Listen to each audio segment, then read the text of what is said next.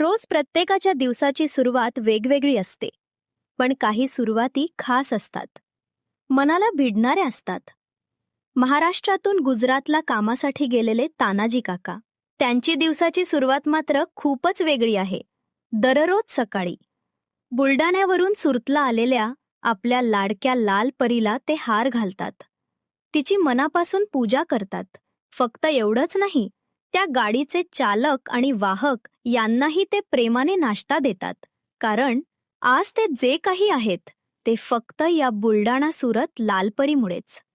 विदर्भातून सुरतपर्यंत पोहोचण्यासाठी या गाडीने त्यांना खूप साथ दिली. त्यांच्या आयुष्याला नवी दिशा दिली. परिस्थिती बदलली, जीवन बदललं. पण लाल परीवरचं त्यांचं प्रेम मात्र आजही तसंच आहे, कायमचं.